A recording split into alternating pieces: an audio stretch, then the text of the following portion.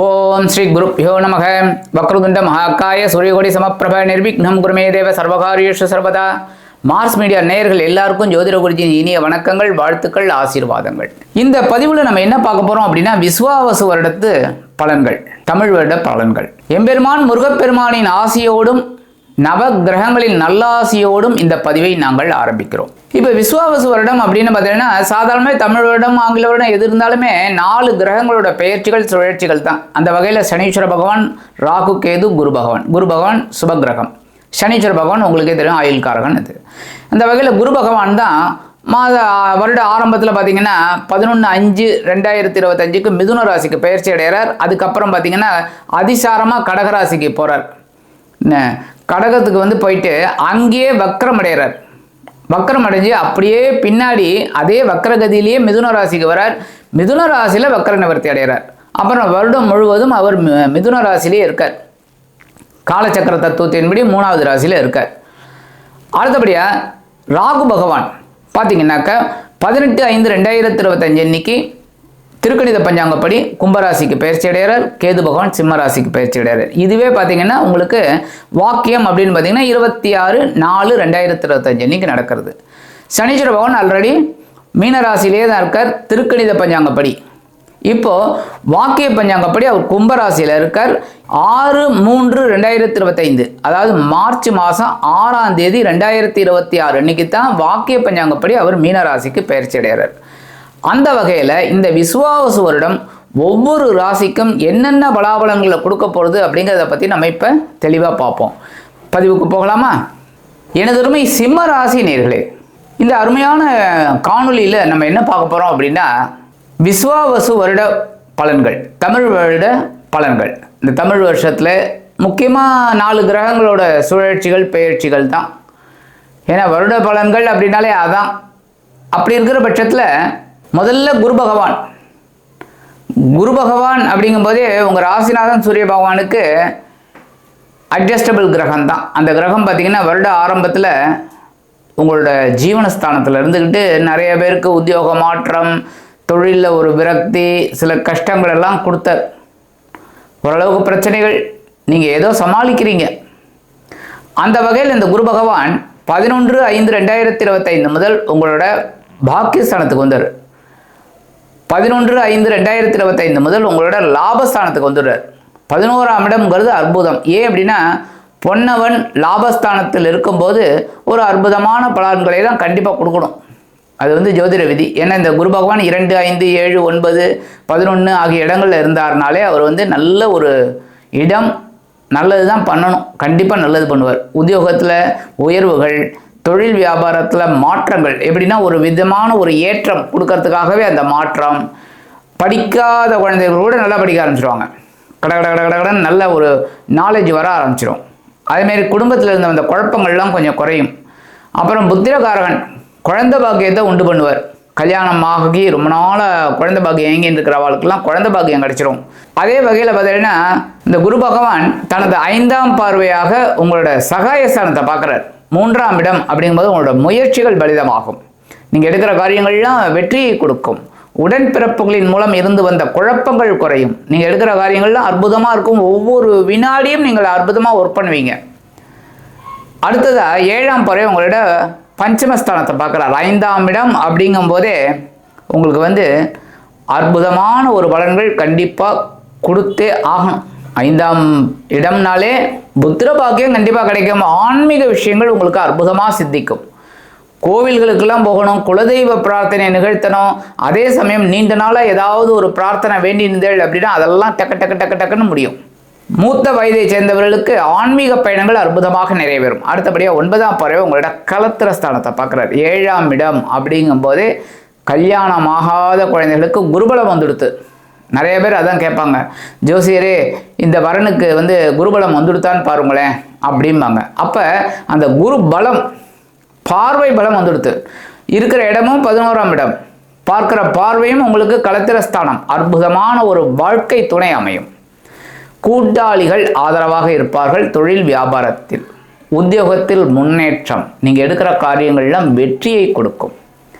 8/10/2025 முதல் இந்த குரு பகவான் அதிசாரமாக உங்களோட விரயஸ்தானத்துக்கு வந்து உச்சமடைகிறார் அப்படிங்கும்போதே விரயங்கள் அதிகமாக வரும். என்ன மாதிரி விரயங்கள்? சுப விரயங்கள். ஏன்னா சுபகிரகம் 12ஆம் இடத்தில் மறைவதால் சுப செலவுகள் அதிகரிக்கும். வீடு, மனை, வாகனம் இதெல்லாம் வாங்க போட்ட திட்டம் வெற்றி அடையும். அடுத்தபடியாக இடமாற்றம் இனிமையாக கிடைக்கும். ரொம்ப நாளாக வீடு மாற்றணும்னு நினச்சிட்டு இருக்கீங்க, வீடே அமையல, நல்ல வீடாக உங்களுக்கு கிடைக்கும். இல்லை வீடு வாங்கணும், நல்ல வீடாக வாங்கிடுவீங்க. இந்த மாதிரிலாம் ஒரு சில நல்ல நிகழ்ச்சிகள்லாம் நடக்கும். குழந்தைகளுக்கு கல்யாணம் ஆயிடுத்தினாலே செலவு தானே, அந்த செலவே உங்களுக்கு சுப செலவாக வந்து சேரும். அந்த விரைராசியில் இருக்கிற குரு பகவான் தனது அந்த 5ஆம் பார்வையா உங்களோட சுகஸ்தானத்தை பார்க்குறார். தன் சுகம் பெரிது அப்படின்னு நினைப்பீங்க. அப்படின்னா என்ன அர்த்தம்? 4ஆம் இடம் விருத்தி அடையும். வீடு, மனை, வாகனம் இதெல்லாம் உங்களுக்கு. அதே மாதிரி இந்த தாயார் வழி உறவினர்கள் உங்களுக்கு ரொம்ப ஆதரவாக இருப்பாங்க. தாயார் உங்களுக்கு ரொம்ப ஹெல்ப்ஃபுல்லாக இருப்பாங்க. அடுத்தபடியாக 7ஆம் பார்வையாக உங்களது பகைருண ரோகஸ்தானத்தை பார்க்குறார். உத்தியோகத்தில் உங்களோட தன்னம்பிக்கை, தொழில் வியாபாரத்தில் உங்களோட திறமை இதெல்லாம் பளிச்சிடும். அதேமாரி ஒவ்வொரு விஷயத்துலையும் நீங்கள் ரொம்ப சக்ஸஸ்ஃபுல்லாக நடக்கக்கூடிய ஒரு வாய்ப்புகள் இந்த 6ஆம் இடத்துல குரு பகவானின் 7ஆம் பார்வையை விழுது அற்புதமாக சித்திக்கும். அடுத்தபடியாக 9ஆம் பார்வையாக உங்களோட அஷ்டமஸ்தானத்தை பார்க்குற உடல் ஆரோக்கியம் திருப்தி அடையும். ரொம்ப நாளாக மனசை போட்டு வாட்டிக்கிட்டு இருந்தது, உடம்பையும் போட்டு வாட்டிக்கிட்டு இருந்தது, அந்த வியாதியெல்லாம் சுஸ்தமாயிடும். நல்லபடியாக ஒரு முன்னேற்றம் கிடைக்கும் உடல் ஆரோக்கியத்தில்.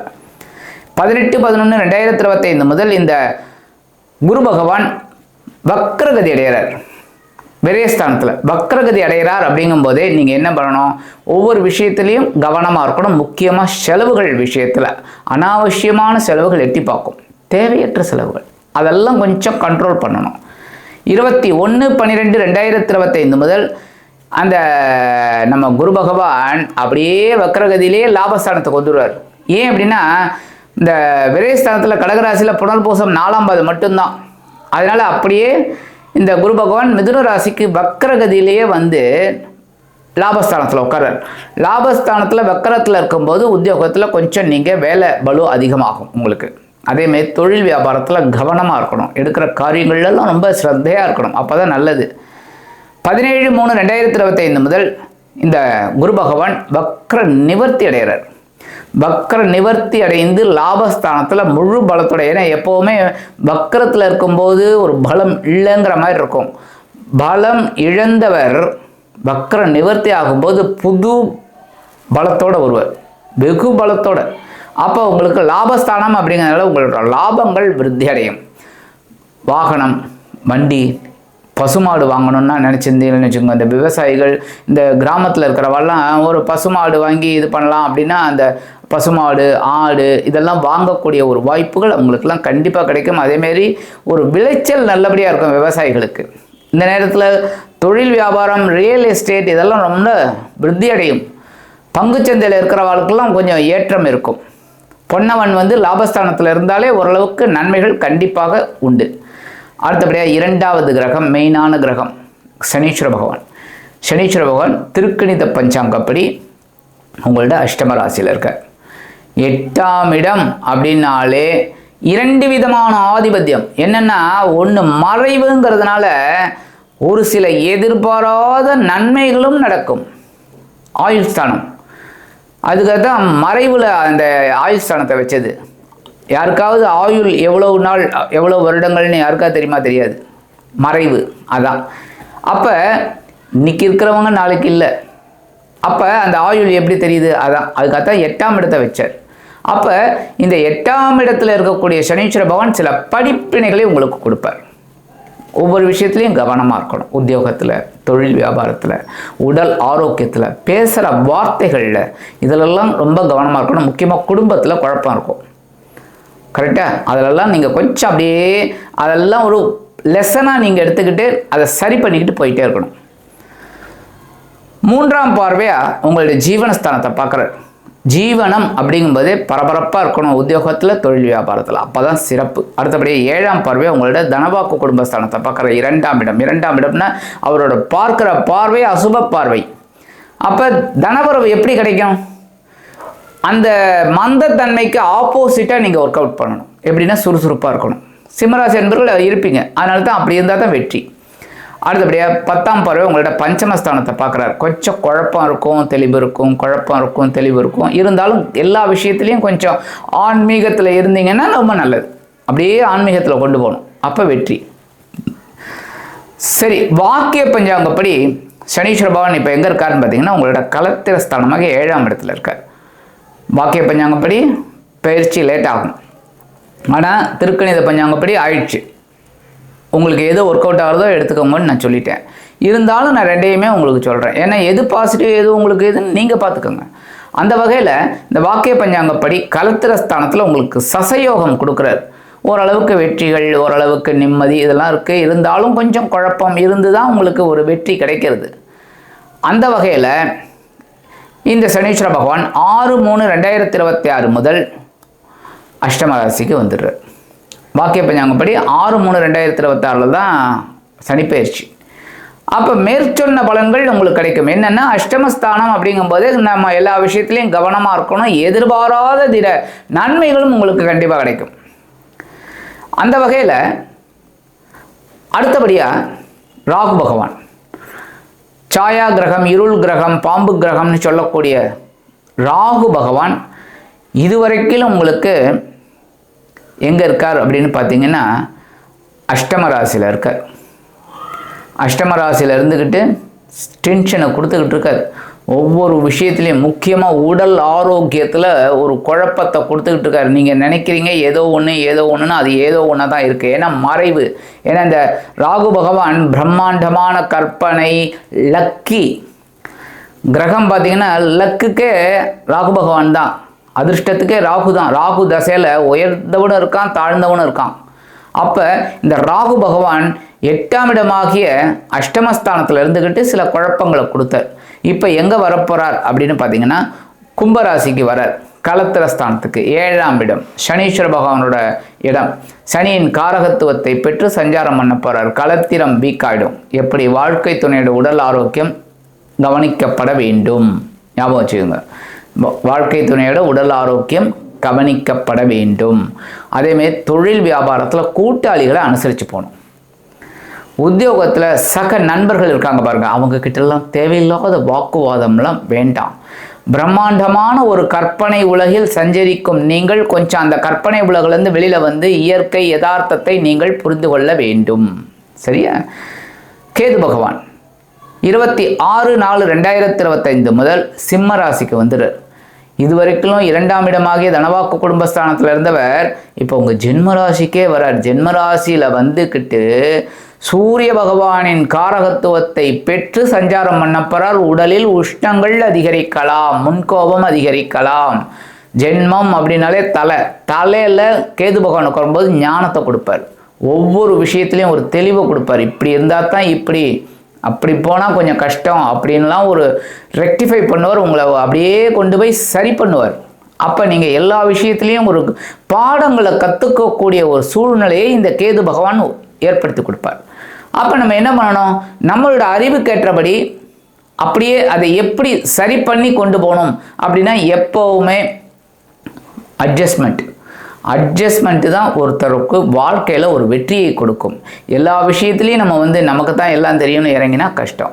அப்போ எல்லாம் அட்ஜஸ்ட்மெண்ட் பண்ணிட்டா குடும்பத்தில் அட்ஜஸ்ட்மெண்ட் பண்ணினீங்கன்னா என்ன ஆகும், குடும்பம் சந்தோஷமாக இருக்கும். வாழ்க்கை துணை அட்ஜஸ்ட் பண்ணி போங்க, இல்லறம் இனிமையாக அமையும். உத்தியோகத்தில் அட்ஜஸ்ட் பண்ணிட்டு போங்க, மேலதிகாரிகளின் ஆதரவு கிடைக்கும். தொழில் வியாபாரத்தில் அட்ஜஸ்ட் பண்ணிட்டு போங்க, வியாபாரம் சிறப்பாக அமையும். ஆக இந்த அட்ஜஸ்ட்மெண்ட்டு தான் உங்களோட வாழ்க்கைக்கு ஒரு உயர்வை கண்டிப்பாக கொடுக்கும். சரி, பரிகாரமாக என்ன பண்ணினா விசேஷம், கண்டிப்பாக புற்றுக்கோயில் போயே ஆகணும். செவ்வாய்க்கிழமை, வெள்ளிக்கிழமை, ஞாயிற்றுக்கிழமை, முடியாத பட்சத்தில் ஒரு நாள், வாரத்தில் ஒரு நாள் கண்டிப்பாக போயிட்டு அம்பாள் வழிபாடும் அந்த நாகர் வழிபாடும் ரொம்ப ரொம்ப விசேஷம். அதேமாரி எங்கெல்லாம் புத்துக்கோயிலுக்கோ அங்கெல்லாம் போகிறது ரொம்ப விசேஷம். வாரத்துக்கு ஒரு நாள் சனீஸ்வர பகவான் வழிபாடு கண்டிப்பாக பண்ணணும். ஏன் அப்படின்னா whatever it may be, திருக்கணிதம், வாக்கியம் எதுவானாலும் இருக்கட்டும், இப்போ கொஞ்சம் அட் ப்ரெசண்ட் சுமாரான ஒரு இடம் அப்படிங்கிறதுனால சனீஸ்வர பகவான் வழிபாடு கண்டிப்பாக பண்ணணும். ஏன்னா ஆயுள் காரகன். அப்போ இந்த ஆயுள் காரகன் 8ஆம் இடம் வரார்.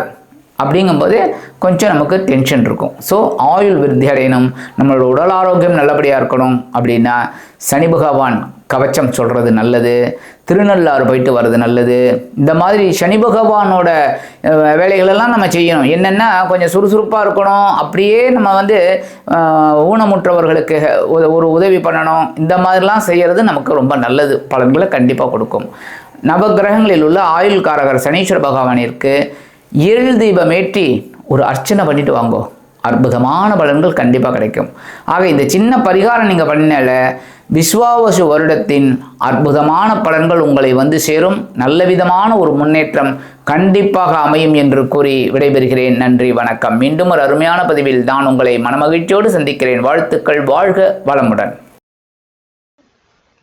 இந்த சேனல் உங்களுக்கு பிடிச்சிருந்தா மறக்காம சப்ஸ்கிரைப் பண்ணுங்க, ஷேர் பண்ணுங்க, லைக் பண்ணுங்க, கமெண்ட் பண்ணுங்க.